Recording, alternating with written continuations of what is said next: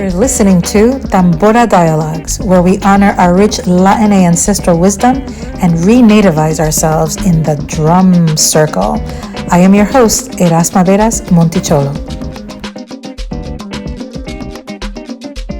I have never felt more motivated to vote in a midterm election than I have now because of how heavy the pressure from this specific issue is weighing on me at this very moment. Saludos, mi gente. Erasma here from Tambora Dialogues. So today we are celebrating our 10th episode. Yay! And what better way to commemorate it than by inviting a few of our listeners, this time from the United States, to join the drum circle, to share their reflections, and to speak about how recent events and experiences have shaped how they will vote in the upcoming midterm elections on November 8th. As we all know around the world, the current president in the United States is Joe Biden, and he's a Democrat. The makeup of the Senate is currently 50 Republicans, 48 Democrats, and 2 independents. But based on recent votes on the Senate floor, it's really a 50-50 split between Republicans and Democrats. In the Senate, senators are elected for a 6-year term, and this November, about a third of them are up for re-election. So out of the 100 senators, 34 are up for re-election this year. In the House of Representatives, Democrats are currently the majority with 220 seats versus 212 seats of Republicans and 3 vacancies. Representatives are up for re-election every 2 years. So that means that all members of the House, 435 of them, are up for re-election during this midterm election. Of those, there are 37 U.S. House battlegrounds. For those of you interested in knowing specifically which ones, we will include a list on our website and in the credits. According to the Washington Post, Republicans need to flip only 5 seats in the House in order to regain power there. In the Senate, Republicans need to flip only 1 seat to take control of the Senate. Now, all of these elections are just at the federal level. At the state level, there are 36 elections for governors, including in New York, and other offices at the local city government levels as well. All of that to say that this is a big election year, and everyone in the United States and abroad knows it.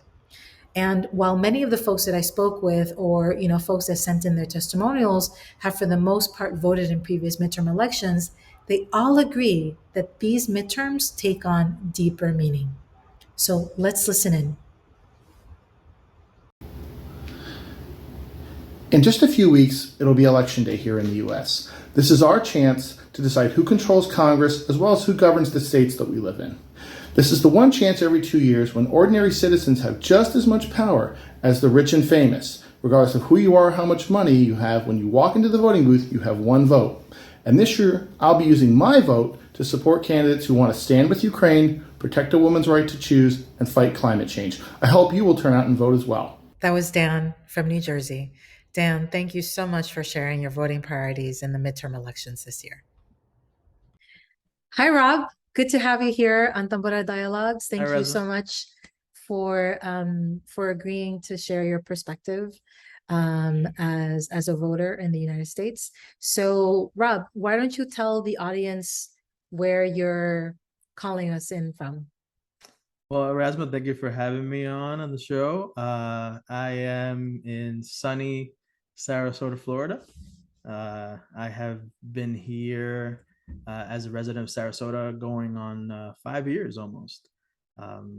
Previously lived in New York basically my entire life, except for like a few years that I lived in Tampa in my early 20s. But definitely like born and bred New Yorker. Wow. Okay. So tell us, how was it, or what was it that compelled basically a native New Yorker to move to Sarasota, Florida? How did that happen? So my 2 older children from my previous marriage lived in the Tampa area, and I always wanted to like be closer to them instead of having to fly down or having them fly up for holidays and summer vacations and whatnot. I just wanted to be closer to them, be more like an active parent, and So I ended up moving to Sarasota, Florida, which put me about 35 minutes away from them, which is great, which is exactly what I wanted. Um, Definitely, like I living in Westchester County prepared my children, my younger children, and myself, I guess, to live in Sarasota. Very much the same feel, because even though Westchester County is in New York and very democratic or liberal, you would think, it was predominantly more Republican, which is definitely what Sarasota is. Sarasota is on the extreme level of Republican. It's a very affluent area, but like you're talking about like 95% Republican voters for sure. Wow. And how would you describe yourself? Would you describe yourself as a Republican, Democrat, or are you kind of like middle ground type of person? So I grew up in a feminist far left home, right? So a lot of like ideologies are definitely instilled in me, and of course, like living in New York, you know, like especially coming from humble beginnings, um, always voted Democrat, and I consider myself a liberal. I don't know how, you know, if I'm far left or not, but like my friends will tell me, they've seen a change in me, at least in some aspects. They'll say that I'm Democrat, but my tax bracket is Republican. Okay. So let's talk a little bit about, since you've been in Sarasota, obviously when you arrived, you said that it was definitely 95%, Republican, and but have you seen a shift since you've been there? It's really odd because Sarasota has always been like, again, very affluent, very Republican, and for the most part like a bubble pocket outside of like what you see in the rest of Florida, whether it's Tampa, definitely Orlando. Demographic wise, very white, right? White American. But now you start seeing in the last 12 to 18 months a shift. A lot of Latinos, a lot of African American moving into the area, which I never saw before.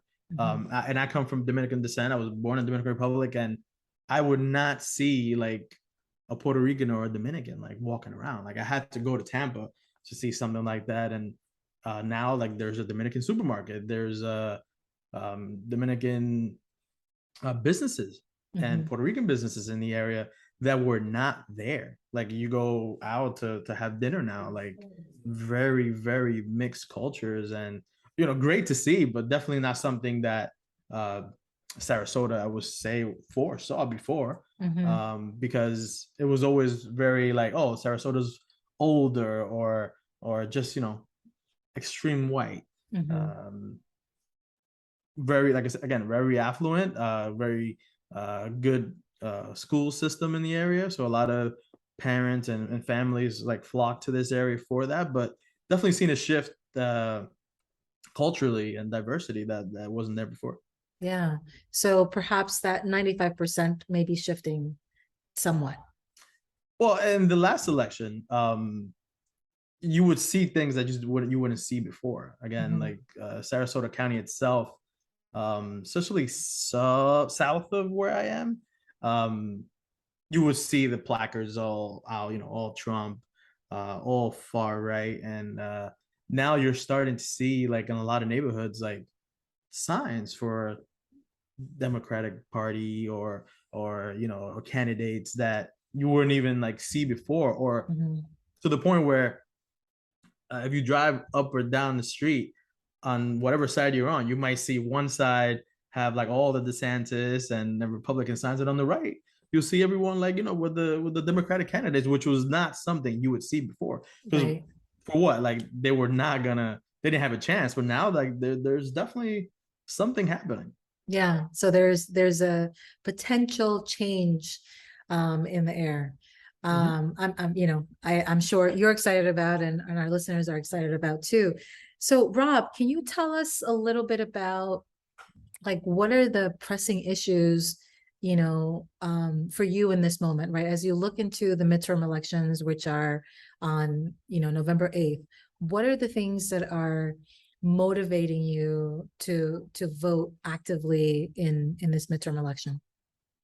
So I have four teenage or young adult children, and a lot of the things that they have seen in the last 5 to 10 years, right? We never saw it before. Mhm. Like just the changes in culture and the changes in rhetoric, like the questions that were I probably never asked in my lifetime, right? Because we didn't really see what we're seeing now. Like, yeah, you might have seen like racism or heard about it, but now it's like active conversations about where people stand, and like even in your own family. So those concerns have grown Mhm. with the children and with myself, and now they're like, now I have three kids that are 18, so they're voting, right? Right. Right. So it's up to me to basically not guide them so much, because I want them to have their own ideas and vote for who, or which end they would like to vote for, but that they need to know that regardless of the ideologies that I may have, that they're Latino. So you have to try a little harder in your own aspect to help your brethren, whether it's Mhm. like Latino or African American. Like, think about what you would do compared to what they might need, right? My children are affluent, they have a very good upbringing, but you have to also see the ones that are less fortunate Right. and how that impacts them. So trying to teach them that and trying to give them um, that guidance, like Mhm. maybe that I had or I got to see that maybe they didn't see, is something that I really try to put out there for them. Yeah. And Um, what are the specific issues that, you know, are you're most concerned with? You mentioned kind of like the racial reckoning, right? Which I think we're all kind of pushing through and is definitely at the forefront, right? And how that impacts all policies in all forms. But when it comes to actually going to the voting booth on November 8th, can you tell me what are the top three things that you really want to see uh, on the forefront and really change? my daughter is 19, and like I think about like the the recent Roe v. Wade decision, right? And how I was stupid in my young age, right? And not to say that my stupidity led to abortions or anything like that, but there were different decisions that I was able to make, or that the person I was with was able to make, to impact our lives in a positive way. You could say, Mhm. maybe not bringing a child into this world when we couldn't, or when I physically couldn't, or financially couldn't, or she, right? But there was always that a choice that we could make, and I think about my daughter, and she's far smarter and brighter and um, mature than I was at that age. But it's concerning for me. Like, let's say something would happen to my daughter, where you know, forbid that she was raped, or she got into a relationship that ended up in a pregnancy, and now she might not be able to just go get an abortion, right? Right. So that I was ashamed. I would say, like, when that reversal came around, I was so ashamed of being an American that, like, I professed it, and like I'm not one to go out there and like publicly profess like how I feel like that politically, but it was shameful, Yeah. and just like the impact that it could have on my children. I do have three young men, like, that I have to still raise. Like, two of them are over 18, and I just think about like what did this what did decision that decision would how that would impact them should they have to make some type of decision like that. you Yeah. know Yeah. No, thank you. Thank you so much for sharing that, and for speaking your truth. It's very important, I think, as part of our awareness and preparing to get the vote out, that we speak from our own expertise and our own experience. And as I always say, parenting is political, right? So the choices that we're making, it's not just for us, but it's also thinking about the future of our children and the future of our Right. children's children. Right. So I really do appreciate you taking the time to talk with us today. Rob, are there any, parting words that you would like to share with our audience as we close out? And in the aspect of like the podcast, right? And I think you bring a lot of positivity in your podcast, and that's all I would like to kind of like leave, as far as this conversation is like, at the end of the day, we have to be better, and we have to come together for the betterment of the future of our children or this country. And what we have seen in the last 4 years is probably like the ugliest in my lifetime. I definitely, not a baby boomer. I didn't get to see, a lot of the struggles with Dr. King, but to think that so many years later, we're having similar struggles or greater struggles in that aspect, and all these people that have come out the woodwork to push that racist agenda and all the things, the ugly things that we have seen, whether it's George Floyd and all the different aspects of things like that, of racial injustice.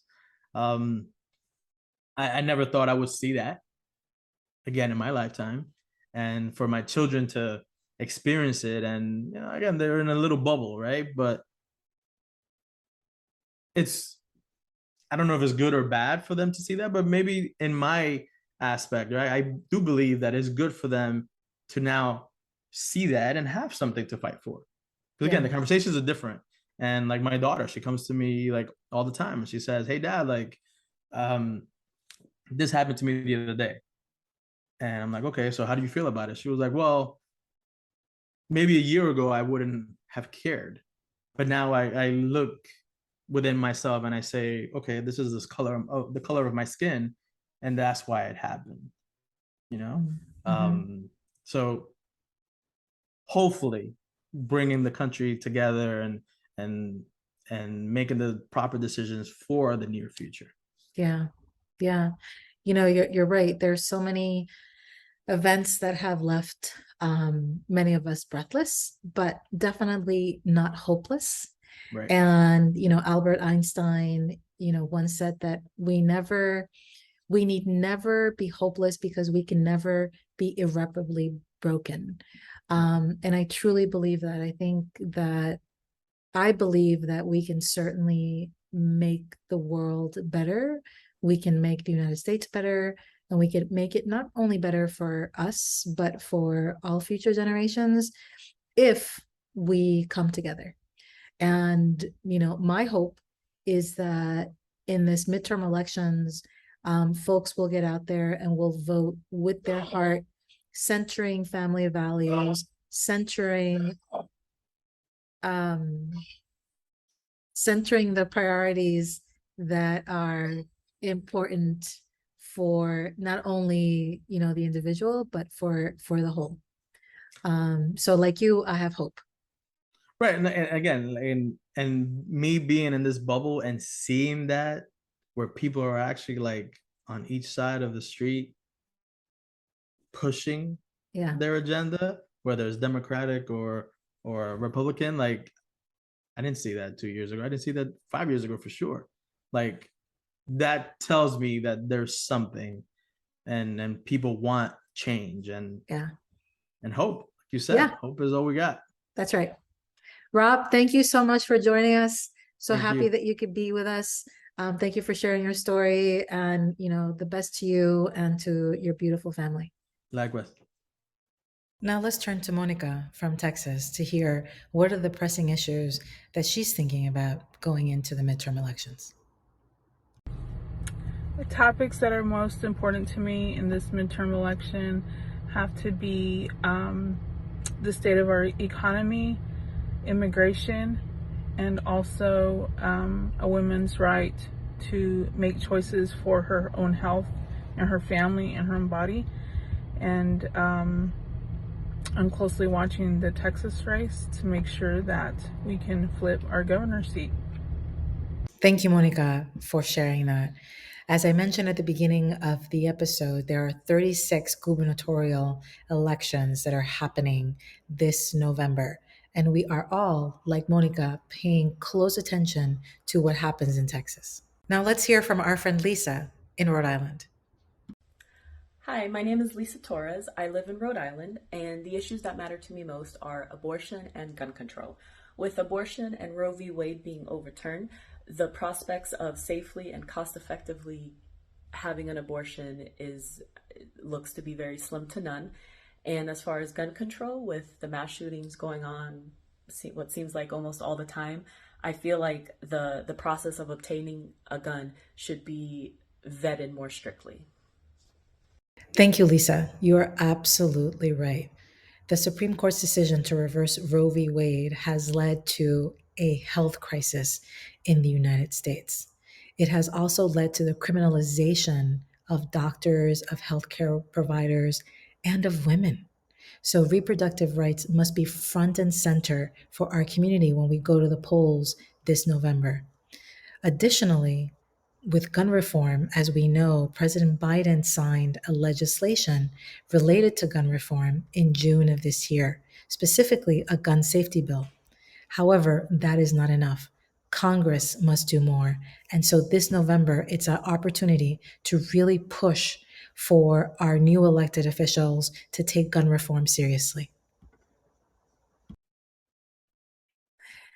Hi, Louisa. So good to see you. Thank you so much for chatting with us today. So why don't we start off with you telling us a little bit about, about you and where you find yourself these days? Oh my gosh, thank you. Thank you for having me on today. Hello, I'm so excited to see you as well. So I am a 30-something-year-old mom of two girls who in 2020 moved from Connecticut, where we had gotten our first little townhouse with our first daughter, to, chase progress and bigger things, coming down here to North Carolina, to Raleigh. It was a big change for us and it was exciting, but it's something we like jumped into blindly or whatever. And Louisa, what was the impetus for that move? It was to have some improvements, or to be able to, to improve our situation with cost of living. We were able then, to pay a similar mortgage we were paying for that 1 or 2 bedroom townhouse that we had for a 4-bedroom home here. And we're like, what's going on? Yeah. And when you made that move, it was in 2020. So was it in the middle of the pandemic? Yeah, it was actually, when we first came down here, it was April, right when everything had shut down. So the thing I most fell in love and quickly got to know here in North Carolina were the parks, because we could still go and take hikes and walks and, see some of those public areas, even while all the other public places like restaurants and places that people would gather were still closed. Yeah. So I imagine, the transition from the New York City tri-state area to Raleigh, North Carolina was definitely shocking, but also welcome, right? Yeah. During the time when, the city and everywhere else went into lockdown. What were some of your concerns when, not necessarily about Raleigh, but just what were you seeing around that time, during the pandemic that caused you some anxiety? As a Latina Americana, like you're Dominican American, ¿verdad? Yeah, I was born in the Dominican Republic and I grew up in New York City in Queens. But, coming here to a new community, first of all, I didn't know what the demographics would be like, if there would be a Dominican community, which there is. Yay. Oh, but I had no idea what to expect. And so a lot of my fears were, or my anxiety was heightened looking at the presidential election when, then President Trump was encouraging many of his supporters who had some, but frankly, violent views or violent methodologies or ideas related to whether or not he would win, staying in power and enforcing it. I was legit like, oh, this reminds me of some of the dystopian novels that I really like. And the reason I like the dystopian books is that I comfortably read them to like scare myself for entertainment, knowing that it's not real. Yeah. But the fact that we're flirting with it is really disconcerting. So that's a lot of what came to mind at that time. Okay. Yeah, no, I too share that, right? You watch these dystopian films and for entertainment value, but they tend to have a happy ending, right? There seems to be, some collective desire at the end to uplift humanity in a positive way. And back then, I'm sure many of us weren't feeling though that was the reality in the United States. And a very uncomfortable one. Yeah. Yeah. So, I remember you mentioning offline that there was something that you were really giving some serious thought to. Oh, yeah. Can you share with the audience what that was that you were really thinking about back then? So one of the things that had me really scared, especially coming to a state where the laws are drastically different than the laws I was used to in New York and Connecticut, was gun ownership as a parent in a home and in a space, where many other people have a gun. So my logic or my fear was, hold on, everyone else might be armed and I'm just kind of standing here, like we say, con los brazos guindando, esperando, poniéndome yo en peligro y quede mi familia. So it was like this feeling of potential impotence, of risk of being, harmed or putting your kids in harm's way, while you don't have any recourse to protect yourself. And so I honestly thought about like, well, fine, like, do I get a gun? If I do, then who's going to teach me how to use it hopefully in a space that feels safe and where I'm not necessarily near the people that I'm trying to protect myself from. Right. And so it was a rabbit hole in my head, of thoughts that, I still sometimes have, right? And I'm worried about. And very sadly, and I think taking that thought a little deeper after that election, right? In the summer of last year, in 2021, my team that was out knocking on doors, sharing public health information around COVID-19 was threatened. They were told, we shoot in the neighborhood, where they were knocking on doors because they were highly under-vaccinated. And they were bringing resources, testing, masks, and vaccine information to the public in that community. And the key or like point that hit home with that was that my leadership and I, we paused it. We said, okay, pause operations. Let's, review the safety plan and have a new document creating the safety plan. Let's have a partnership with the local police department. Let's have a game plan for what happens if another threat like this occurs. And what we quickly learned was that actually, if a homeowner pulls a gun, because this wasn't even a pulling a gun incident, this was just a threat. But even if they were to have a weapon brandished in their face without reason, if the person is on their property, they are entitled to do so. In fact, if they feel fear and they shoot one of our team members who's a community health worker, that they have a right to.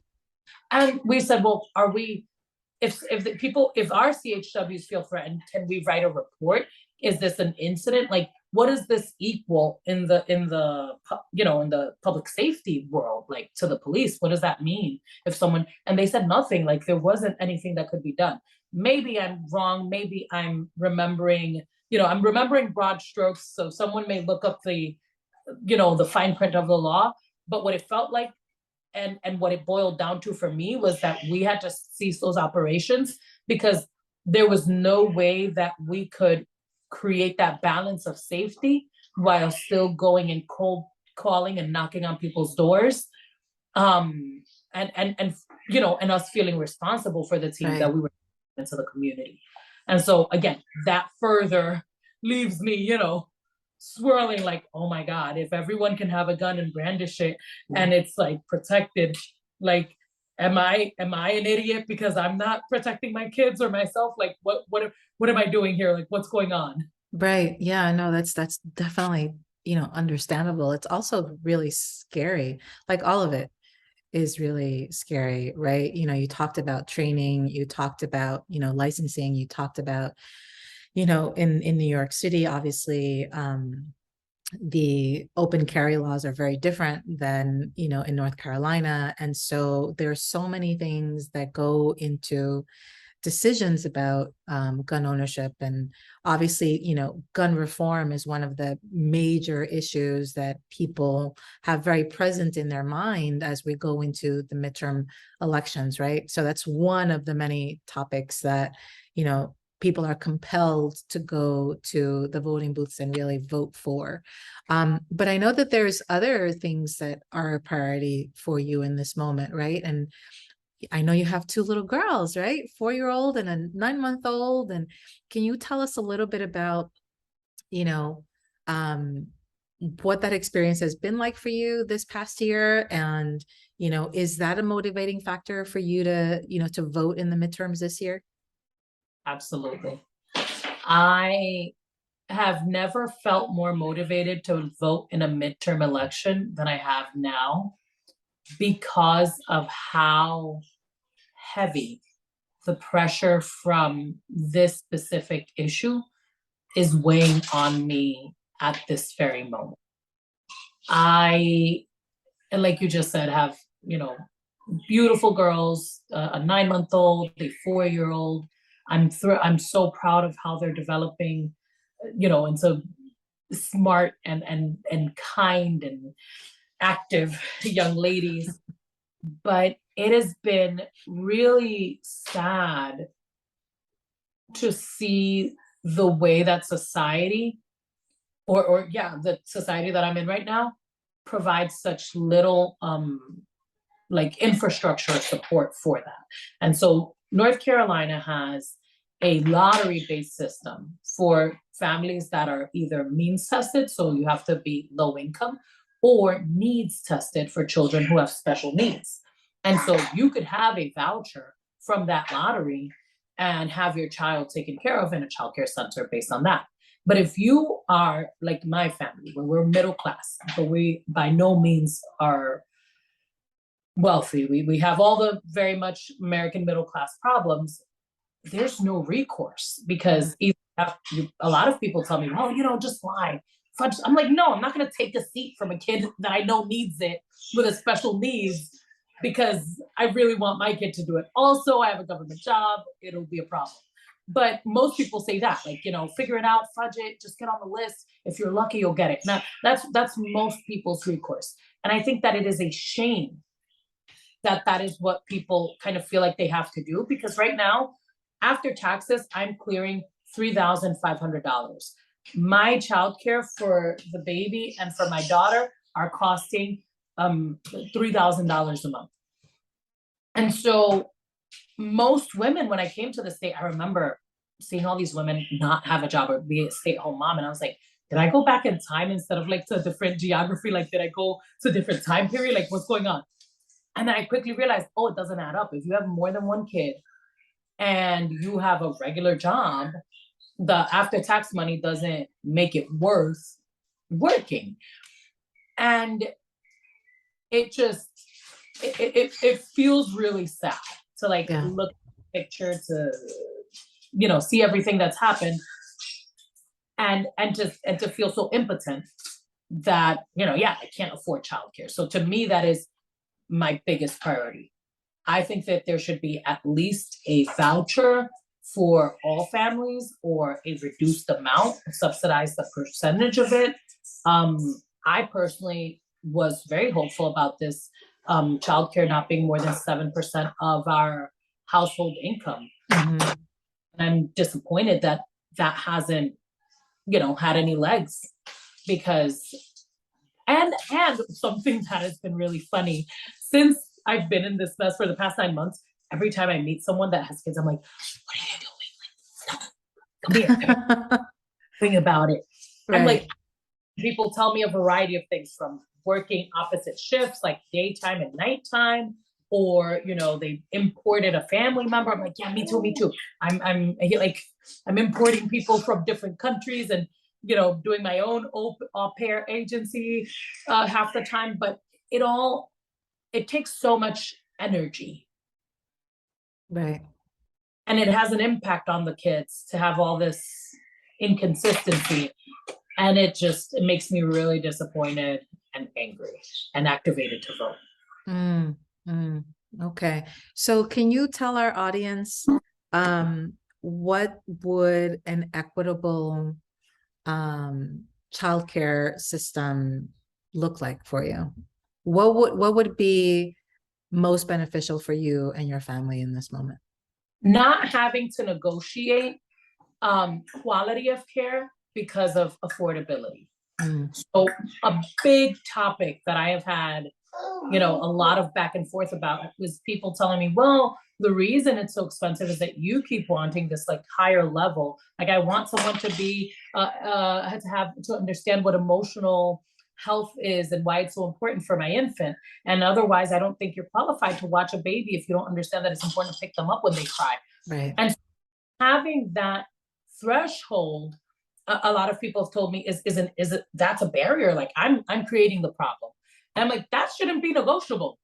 Right. I shouldn't agree to 2-star care because somebody told me, well, there's this list and like there's places that have 2 out of 5 star. I'm like, no, you wouldn't go to a 2-star restaurant. Why would you send to a 2-star school? That's right. So that's number one. Number 2, an equitable plan would be that. Give me 7% of my household income. Figure out how much that is. Even if it's before taxes, so I know it's really like 15%. I don't care. Figure out what is a reasonable, like a 10% of my household income after taxes. I'm okay paying that. I'm not. I think the other thing is this feeling of people thinking that you're trying to be sneaky or get away with something. I'm not getting away with anything. I haven't been anywhere in like 3 years. Like I don't have luxuries, and we bought a home, but we still haven't decorated it. Like it should be affordable, and affordable should be less than 15% of the household income. Right. Right. So there must be an emphasis. There's both sides of the aisle talk about family values, right? But family values also means investment, so that people, right, families have an opportunity to really thrive. And they can't thrive if they're barely surviving. And they're barely surviving because the cost of childcare is above their ability to pay, and so they must make sacrifices. And usually what happens, it's the mom that ends up staying home, so they sacrifice not just professionally. Real life, the wage gap occur. Pardon? I'm watching in real life the wage gap occur. That's right. Right. So it's a cycle that must end. That it affects millions of families, Latina, Afro Americans. It affects everybody, white folks too. So Louisa, thank you so much for sharing, your story and your reason, your why for voting in this midterm elections. Any parting words that you would like to share with our audience? Yeah, I think that voting and to be one, I want to be honest. I have not always voted in a midterm. There, especially after having been an activist, 13 years ago as a college student, I, got a little disenchanted with what was going on in politics and didn't always vote in the midterms. But I think that our bare minimum is voting. After that, we also need to step up and do the rest. We need to our families. We need to call our elected officials or we need to run for office. We need to do these things because giving up is co-signing an agenda that all of us are going to regret. Yeah. Yeah. Luisa, thank you, to your little girls, for allowing you to share space with us this morning. Hi. Hi, Fatima. Hi, there we go. She's adorable. Thank you so much. Bye-bye. Bye-bye. Thank you so much, Luisa, and thank you to your adorable daughters, Fatima and Amelia. Now we turn our attention to another friend of ours in North Carolina, Elena. Let's hear what she has to say about this upcoming November. Hi there, my name is Elena Caceres and I live in North Carolina. The issues important to me in this election and in every election really are pretty basic, I guess. It comes down to human rights. As a Latina, definitely want to see the treatment of Hispanics and Latin cultures treated with dignity and respect, a path to citizenship, regardless of my Hispanic background. As a woman, definitely women's issues and women's rights, which are human rights, are at the forefront. And just basic, I think, human decency and how we treat people, our LGBTQ plus allies, and everything that entails, because I think that the right has become very extremist and unfortunately hateful. I say unfortunately because many of my members are still Republican or conservative, and it's unfortunate to kind of bunch them all up together, but I think they've lost their literal minds. Thank you so much, Elena, for sharing. Just so you know, there was nothing basic about what you shared. You're absolutely right. Human rights must be a priority. And that actually reminds me of Elie Wiesel, when he said that we must take sides because neutrality helps the oppressor, never the victim. Silence encourages the tormentor, never the tormented. And sometimes we must interfere when human lives are endangered, when human dignity is in jeopardy. National borders and sensitivities become irrelevant. So wanted to leave all of you with that. And just so you know, the next couple of episodes will be focusing on this upcoming midterm election. Until then, take good care, stay healthy, y nos veremos pronto. Hasta luego.